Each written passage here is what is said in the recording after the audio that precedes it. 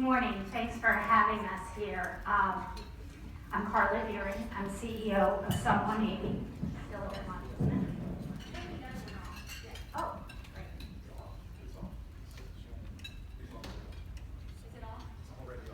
I'm also joined here today by Chris McGarvey, who is the former head of wellness at Young. So she'll make a few remarks too.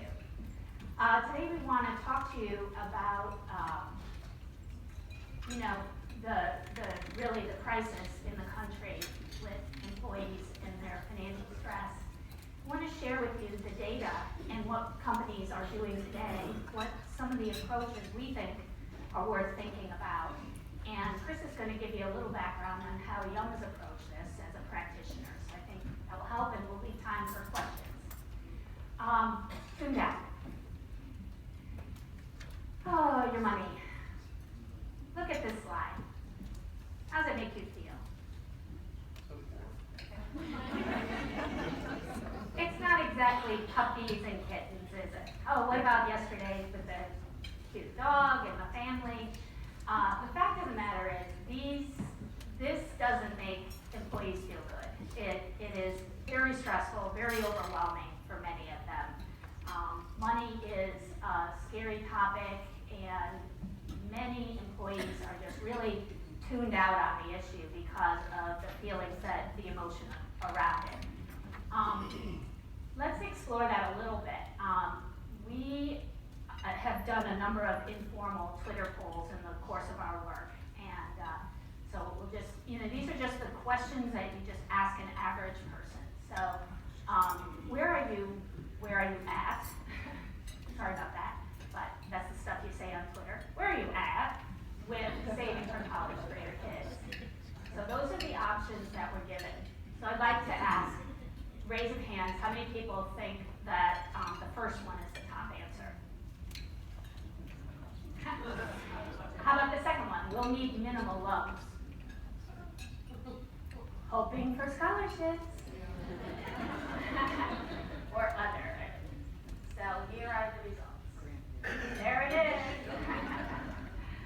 So definitely an area of concern for people. Now this one was more targeted to the millennials who are out of school and Gen Xers who are still buried with student loan debt. So we say, which one are you when it comes to your student loans? I'm paying them off as soon as possible. Who thinks that one won? Slowly but surely. A couple votes for that. I'll be in debt forever. Yep. It's interesting though, because there's an attitude that's coming through here, right? It's like, I got this. I feel okay. It's not perfect, but I feel okay, and I'm really overwhelmed. That's what you're seeing here. Let's look at another one. Where are you at with your retirement savings effort? It's too late, so why bother? Anybody think that is the number one answer? I did the best I could. Every last bit counts. I feel prepared. Actually, I really want to do this for real. I really want you to say which one you think was the top one, because this one is surprising. Okay, so who thinks the number one answer is it's too late, why bother? I did the best I could. Okay. Every last bit counts, meaning I'm still trying, or at least that's how I interpret that one. I feel prepared. Okay, so here's the data. It was, it's too late. 52% of people over 55 have no retirement account. 52%. So, a little straw poll really shows that that's true. Okay, so there is a significant and widespread lack of savings, and it's at all levels. Millennials, Gen X, boomers. We have boomers in our SUM180 community that still are paying student loans. We have a couple people who have retired and are still paying student loans. I mean, these are very, very significant issues. The Atlantic magazine reported recently that half of the country does not to meet an emergency. Half of the country. And I think in benefits, you're probably more familiar with the data around, people not having $1,000 for a medical expense, or people not having $2,000 for a medical expense. But we're talking about half the country doesn't have $400 for something that kind of just throws them off in their monthly spending. Okay? Yes. Are we all properly stressed? 50% of employees have 1,000 or less for medical expenses. 81% of employers will offer a high deductible plan. That was in 2015. We all know that that's way higher in 2017 now, based on what's going on. 70% of 401k plan borrowers default when they lose their job. Raise your hand if you knew that or sensed that. The people's use of their 401k plan as a credit card is really, really significant. Big concern. But what people I don't think understand is they don't clean that up and get out of it. They leave their job and lose it, and don't forget the penalties and everything else. It's a real mess. And 33% of 401k plan participants took a hardship loan. Did people raise your hand if you knew that or sensed that? Okay, yeah, it's a lot. And you could look at it and say, well, it's great that it's there for them. But what's really important is to uncover what happens after that. Many do not repay it, and that it becomes, a withdrawal and a penalty, etc. These are really significant issues. This is affecting productivity, and I don't know if people have done this research yet, but really probably the main research study that most of us are using is here,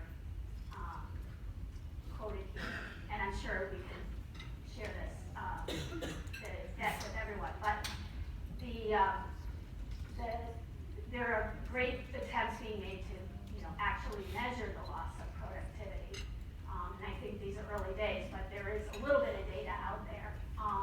If you do address it, it does drive engagement and productivity and success by as much as $400 per employee. So that's what that research says. And like I said, I think that's the best data that anybody's finding so far. And it breeds greater loyalty and connection and positively impact as many as 50% of employees. So where are the problems? Interestingly, you're probably immediately thinking, well, it depends. Are we talking about the executives? Are we talking about middle management? Are we talking about the cashiers at the stores? Are we talking about the workers on the factory? Actually, we're talking about everybody. Everybody across the board has some issues. And most of them are in this, in this area. So you think about the financial industry, it's talking about all the problems you have with investing your money. Most people would love to have those problems, right? They're having problems with having enough savings for retirement. 81% of the early users of SUM180 have that as one of their first most important issues. Pay off your credit cards, 46%. Needing life insurance that they don't have because of their life circumstances. Things relating to the home mortgage and debt, to me, surprisingly, isn't as, maybe that's just a skewed sample, but a little bit on that. And then here's the one that shows you, that corresponds with this now shocking national data, that most people need just regular emergency fund savings. And just to remind us, what do we mean by that? So phase 1 of emergency fund saving is 6 months of your expenses sitting right there in your account, handy, for those little things that happen. And you use it, and then you replenish it. And that, the sense of well-being that just comes from that step, number 1, is so key. And people don't have that. And then, after that, you save 24 months. And that's when you're really prepared if you've got a medical crisis or anything else. So that just gives you a sense of what that was all about. 84% of all the users have that as one of their first 3 steps of what's most important for them. So what are companies doing? Companies are now aware of this issue. And according to this report from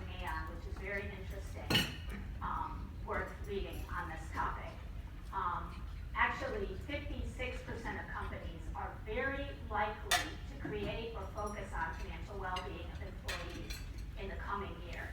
And when you also look at those that are moderately likely, we're talking about, 80% companies are going to do something about this in the coming year, or at least, want to address it. Does that stat feel right? Is this on your radar? Raise your hand if this was on your radar. Okay, interesting. I don't know, I don't know. It seems high, but it might have been maybe a skewed toward the larger companies. Hard to say. Why? Why are employers, what reasons are they giving for wanting to offer this? They're saying number one reason is it's the right thing to do. It increases employee engagement. I'm now on number three. It improves retirement statistics, and so on. That's just a chart, but just absorb it for a minute. Most companies are saying that they just feel it's the right thing to do to help their employees with their finances. And when we dug into it, what that really means is they're worried about their employees. The way they're worried about their health, and their well-being, but they're worried, and they recognize that finance is a part of that, and they want a solution. So interesting, it's really starting to become a big concern for companies. Well, for those who have tackled it, what's out there today? So primarily what has been offered is two things. One is education. So some of you may have heard of the Dave Ramsey classes, or we have Bank of America in our 401k, and they run a class for our employees, or whatever, different kinds of education. Some companies also make advisors accessible. What I'm learning is that primarily for their high net worth executives, but making an in-person advisor accessible is the other model for how this is being addressed. The topics are representative, right? The basics of financial markets, the budgeting, the debt management, financial planning, healthcare planning, we're probably more familiar with, saving for specific life stages, and prioritizing savings. The reason this is important is because those are all really big issues. If you compare them to what employees' issues are, they line up. The problem is education. Education, unfortunately, in this area really doesn't work. And that's because it tends to be very generic. So while I might sit in a class and learn something, did it really help me understand what I need to do for me on a particular issue? And the other problem with education is that it's not delivered just in time, right? So just in time is where, somebody's buried with student loan debt, and that's when they need to know, how do you refinance your loans? Well, it depends. Are they private? Are they federal? Well, here's the programs, blah, blah, blah. If I sit here right now and teach you how to refinance your loans, it will be irrelevant, completely irrelevant. You might find it interesting, but it's not going to help you. However, at that moment, when you really need to dig into this, right, that's the just-in-time education. So I mentioned, I'm digging in on this because education is really the only way that financial wellness has been addressed so far. So it's just something for us to think about. You say, well, if it doesn't work, what are the alternatives? I mean, what can you really do? But it's an issue out there that we're thinking a lot about. What do employees say that they want? Again, a really interesting report worth reading. But basically they say they really, if we were going to get help, we would really want it to be friendly. And we're really, really tired of the jargon, right? It's so much jargon. Diversification, allocation, prioritization, It's so much jargon. People who write the education are the people who know this stuff, so they really are looking for real, live, accessible information. They want it to be private. And the best story I can tell on this is I was talking to an executive at a rehab place that we all know, Court, K-O-R-T. They're pretty strong in the state. And he was saying, our company offers the Dave Ramsey classes. And he's like, but I'm not going to sit in a Dave Ramsey class with someone who reports to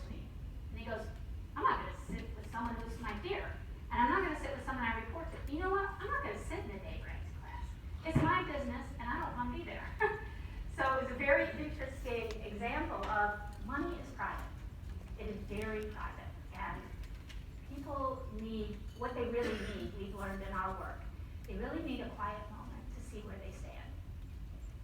I just want to know where I stand. I'm pretty sure it's bad. Pretty sure it's really bad, right? It's true. It's true. People think, oh my God, I do not want to look at this because it's going to be really bad.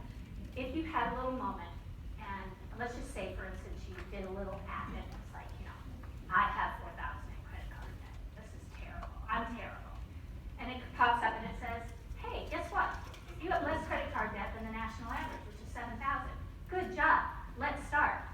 Right? It's like, hey, I'm not the worst in the world. Let's get going, right?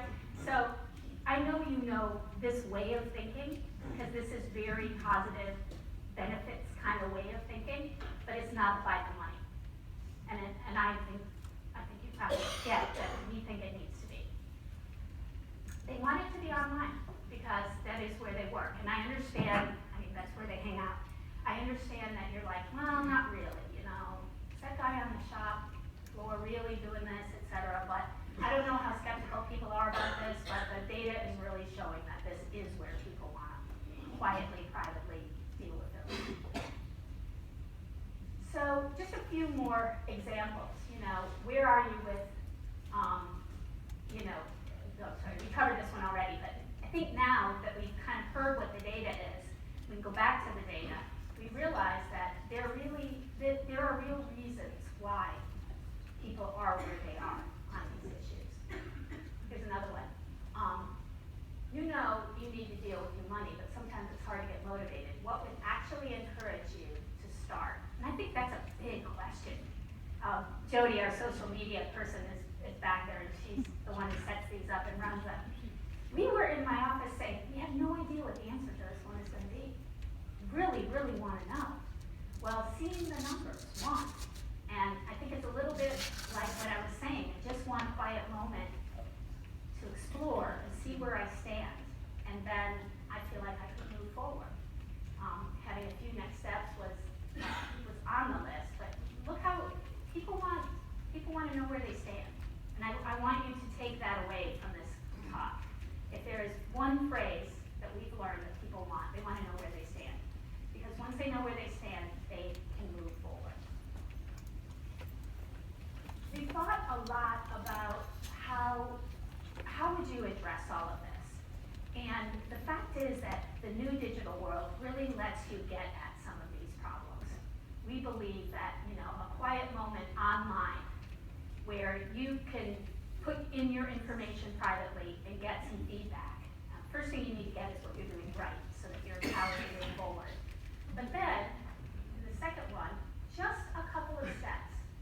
Financial planners, if you do go to them, they take all your data. They're wonderful. They help you. But they give you that 68-page plan, which does not help. And what really people need is the one or two steps to take a baby step forward. And then sometimes, sometimes they need to talk to someone. And so it's the idea, put the advisor after they've already gotten an idea of where they stand. And by the way, what about the clouds up there signify the community? What if they could just go and share like they do in other industries, where you can go and see that other people are having the same challenges you are, etc. So once again, the digital possibility working. And then the other thing is tracking, right?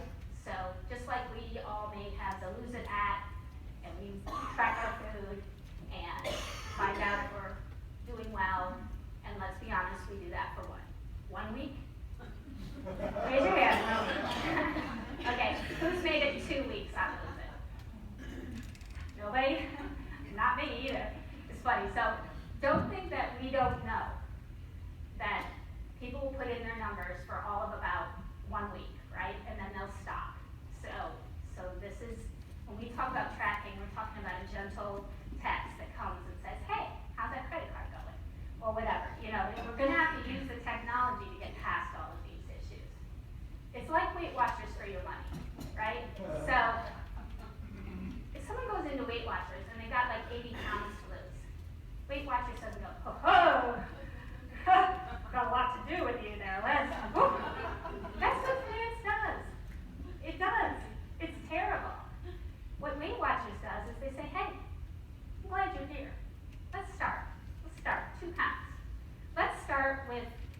some information about, let's talk about nutrition, right?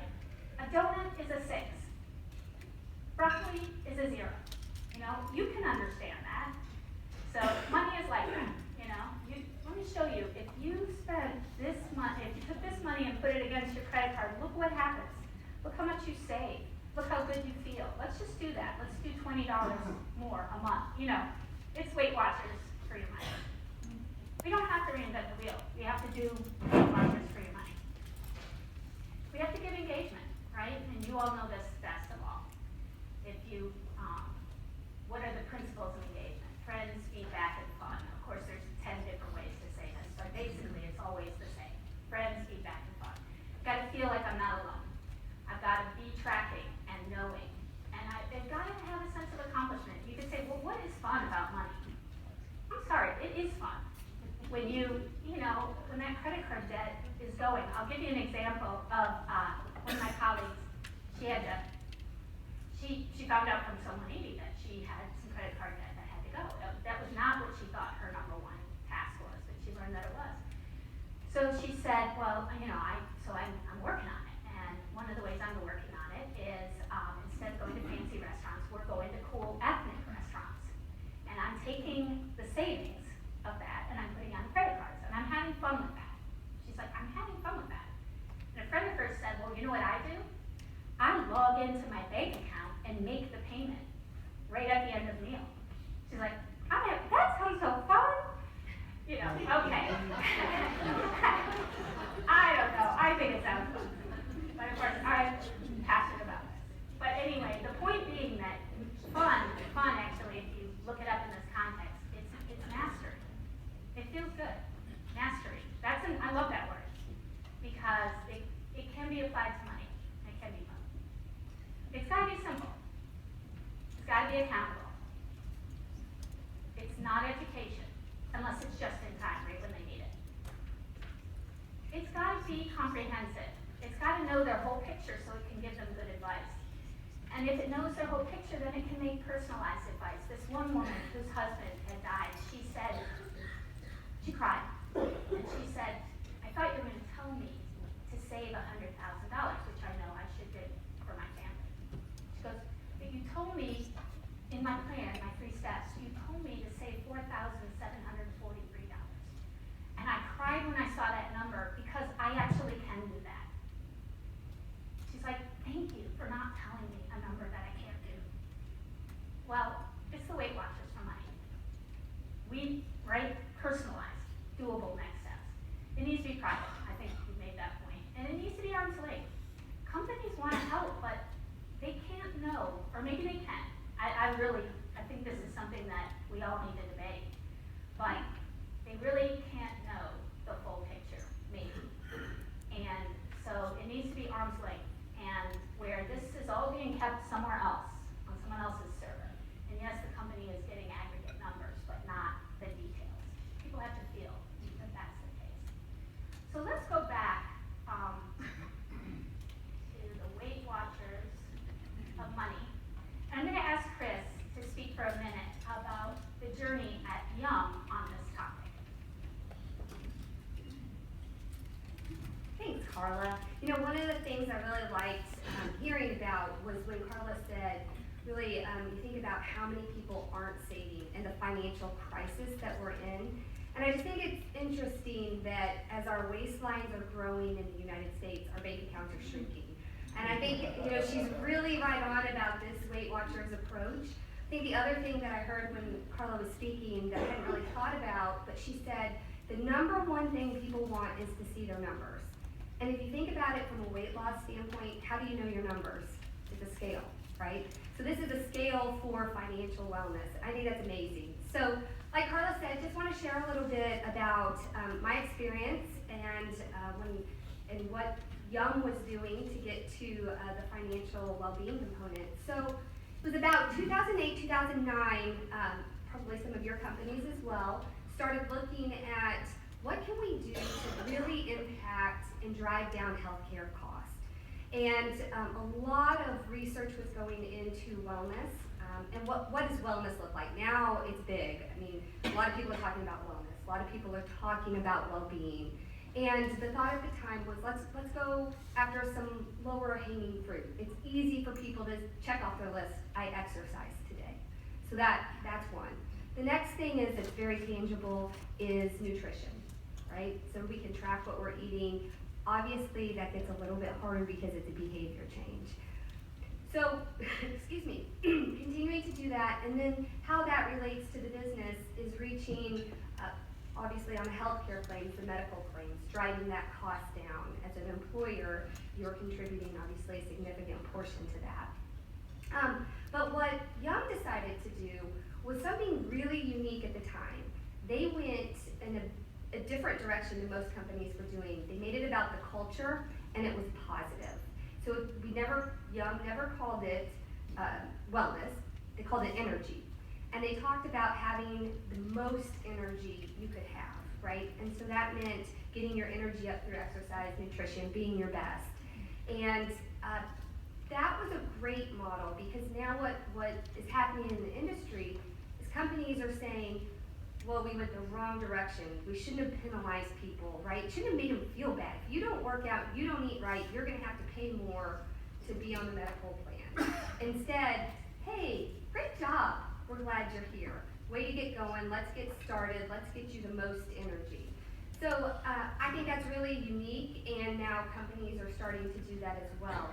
So, like I said, Young had really laid a nice foundation around wellness when it came to exercise, nutrition, and we heard that people wanted more. And we were talking about financial wellness, knowing that if you think about it, it's more than eating, it's more than exercising. There's a social component of it. There's a lot that makes somebody happy and feel whole. And the other part of it, in that pie, if you think about where you're sharing that space and what's the right thing to do, is around the financial wellness, because we know that's the number one stressor for folks.